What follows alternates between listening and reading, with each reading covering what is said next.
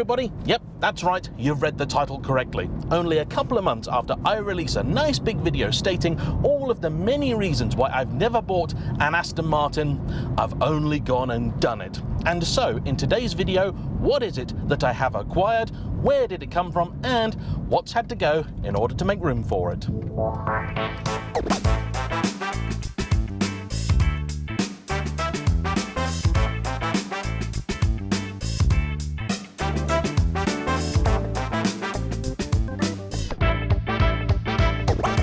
First things first then, let's do the big reveal.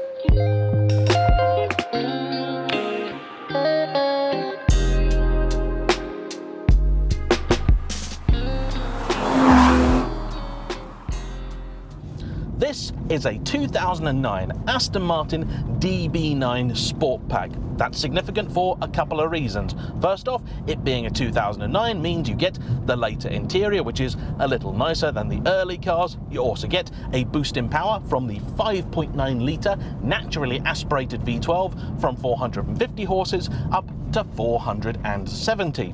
You also have here an improved automatic gearbox branded as Touchtronic 2, which is in reality still a ZF 6-speed, and you get the famous glass key. Plus, with the Sport Pack, you also get a quicker steering rack, revised damper settings, an aluminium undertray, which actually does add torsional rigidity, and it makes the car overall just a little bit more dynamically engaging for the spirited driver.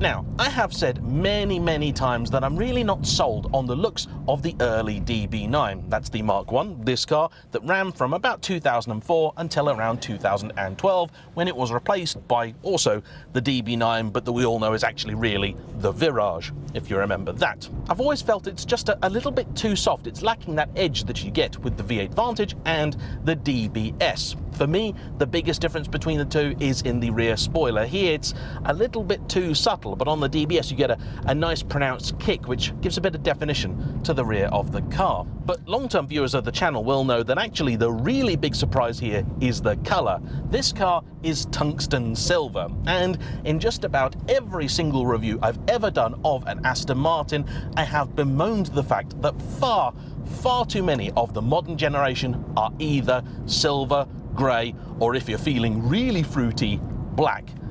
And though they do look, admittedly, fairly good in those shades, it's just boring.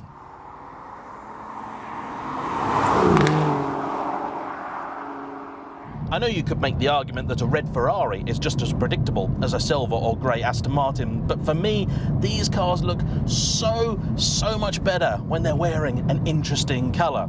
However, the reason I have gone with this particular car in this particular shade has everything to do not with what it is, but who it previously belonged to. I'm sure a few of you have already guessed it, but yes, this is the DB9 that formerly belonged to my good friend Ben from the channel Dad Cars, aka the Dad B9. In case you've no idea what it is that I'm talking about, Ben is a lovely chap that I got introduced to a few months ago when he got in touch and said that he was a big admirer of the channel and was also starting his own.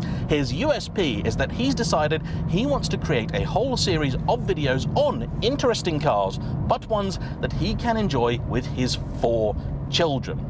Now, as you might imagine, the DB9 having just the 4 seats in total is a bit of an issue, and that's one of the reasons that he was looking to move it on. Now, child number 4 is here. He can no longer take at least all of the kids out, to say nothing of all of the kids and his partner. Ben and I have become really good friends, and his channel has just celebrated its first birthday by reaching an amazing 10,000 subscribers. That's a phenomenal achievement. I think I managed about a fifth of that, and I love the fact that I am now in a position where I can help out other new YouTubers who I can see are really putting the effort in, and Ben definitely falls into that category. So if you've enjoyed my content, I'd really urge you, after you finish watching this video, to head over to his channel, watch a few videos, and maybe give him a subscribe, because I know particularly at that point in your career, it really makes a big difference. And it is the fact that Ben really does want to make YouTube his life that he is selling this car, because I know from experience, trying to get a YouTube channel off the ground is a very, very expensive business. In essence, you really need to give up just about everything else that you're doing in order to be able to make it viable. You have to make a quantity of content, which is very, very difficult to do if you've also got a full-time job alongside it. And so, a year ago, Ben decided to make the commitment to go full-time on YouTube, and it's been going very well. But though he's certainly off to a good start, he is still some distance from being able to call YouTube a money-making enterprise. And so he's decided to embark upon a series he's called Trading Down, where he's essentially going to be selling his cars every sort of 6 months and trying to free up a little bit of capital so that he can, well, live. And naturally, the first car that had to go was this, the Dad B9.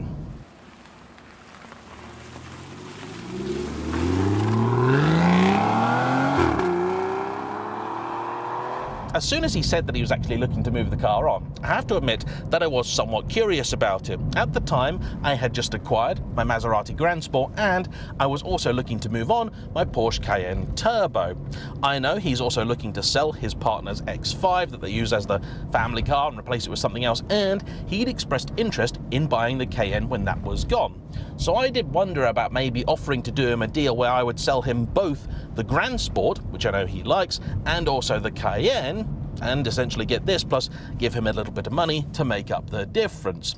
This would have solved a bit of a problem for me, would have helped me downsize the fleet just a little bit, and also got me into an Aston Martin that, no, not my perfect one, would I think have been a pretty good starting point. The DB9 is a very usable car if you can, you know, stomach the idea of daily driving a 6-litre V12. In any case, he said, you know what, that's an interesting idea, but actually, I think I'd rather sell the car, free up the money, but the Maserati is definitely of interest. I subsequently took that car up to Scotland, and though I had absolutely no intention of selling it so soon, after I'd completed that trip, and in real time, I haven't actually filmed my report on it, but in YouTube time, hopefully that'll have come out already, you'll see that basically I enjoyed the car, and it's a very, very special thing with many charming qualities, but it wasn't the car that I needed it to be. Ben then drove it, found himself falling in love with it a little bit more than I think he expected, and so we figured, you know what, actually, him getting the Grand Sport would be a fairly decent idea. It was exactly where he wanted a car to be in terms of budget, sort of half what this is, meaning he'd be able to free up a meaningful amount of cash. I've told him before that there'd be absolutely no point going and buying something like $5 cheaper than this, because you get one big bill and then you've just wiped out all the savings you think you've made. It also fulfilled his requirements of being a little bit more spacious inside than the Aston, yet still an interesting car.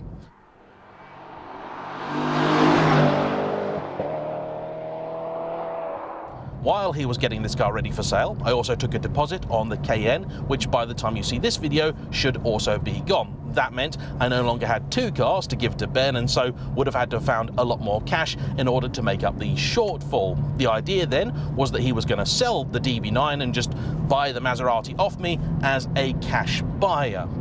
About a month later, he'd had a few people come and look at the car, but unfortunately, Ben is a very, very honest chap, and the Dad B9, like many Astons of this generation, was suffering from a small amount of aluminium corrosion, and when he showed people what was going on, all of them backed out and said, you know what, I don't want to buy the car. So he figured he'd have to get that sorted in order to sell it. And this is when things went a little bit pear-shaped. Ben didn't have a lot of time. The nights were beginning to pull in, the weather was getting poor, finance rates weren't looking that great, and so he was getting concerned that trying to sell this car before Christmas would be an issue. He spoke to a number of different body shops, but unfortunately, not many of them had particularly good availability. Then he spoke to a mutual friend of ours who's been doing bodywork lately that said he could get the job done to the standard required and in the time that Ben had. It would also be a nice thing for him to have in his portfolio, help him grow the business, and Ben figured this is a win-win situation. So the car went off, and then it was there for a week, 2 weeks, 3 weeks. He began to get worried. I began to get worried for him, and then it became very, very clear that things weren't really progressing, and Ben did consider maybe just getting the car back, but by that stage the work had begun, so he did the only thing he could and just waited to see what happened. And when the car came back, I am going to, in this video, gloss over it. It just wasn't good enough.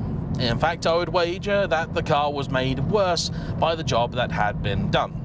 I am sure there are many, many reasons for it, and in this video, I don't intend to dwell on them.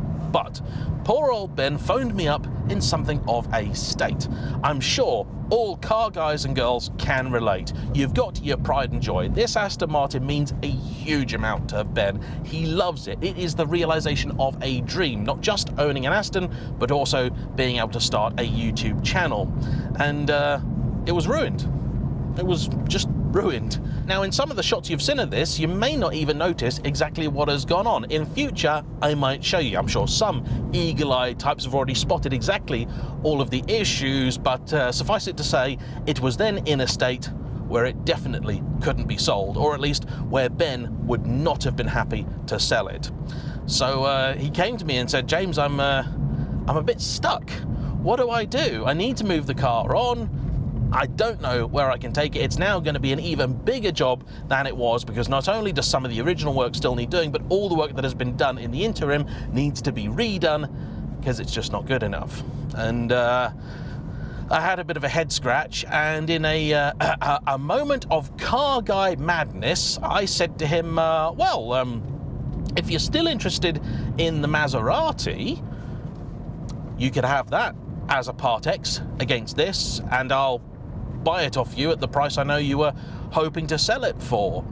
And we sort of had a bit of a chat and made sure that we were both happy with that, and we agreed that actually it was probably a fairly good idea, because this way everybody who was keen to hear a little bit more about the Maserati will be able to do so, because it's going to be featured on Ben's channel. There was lots and lots of stuff I wanted to get done with that car. It's still going to be done. Those that like following the DAB B9 will still be able to see what's happening with it, and I already have plans to get a few bits done, not just fixing the work I've already mentioned, but also a few bits of improvement inside, outside and underneath the car, which hopefully will make it just that little bit more appealing. It gives me a bit of content, and I'm in that luxurious position where I don't really need to make any money when I sell the car. Instead, I can make my money from the content on the car, which is just as well, because I think it's going to need a fair bit spent on it. And of course, I'm going to bring all of you on that journey. Then early next year, probably March, April time, the car will go up for sale, and by that point I will also have been able to work out whether Aston Martin life is for me. I have previously lived with an Aston for a month in the form of the V8 Vantage, very kindly loaned to me by Richard from Challenge the Road, but now I have my own. The DB9 is a different flavour of car. The gearbox alone makes a big difference. The engine, of course, is something else as well, and I'm really, really looking forward to seeing just what it's like to be with on a daily basis. Is it special enough that I could justify having one alongside the Ferraris? Is it maybe even special enough that I consider selling one of the Ferraris in place of an Aston? My dream is still probably a DBS or a Vanquish, and the good news for me is that in many of the ways that really matter, this essentially is a DBS, so it's sort of like a trial version of the car that I really, really want to buy, but is an amount of money that if I'm going to do it, I really want to be sure about it. Think of this almost as the longest test drive anyone's ever had. So yeah, that's it. That's the new member of the JAYEMM fleet, the Aston Martin DB9, which I think I'm still going to call the DAB B9, because to me it's one of those cars, you know, it's always going to be Ben's Aston Martin, though for the time being it's mine.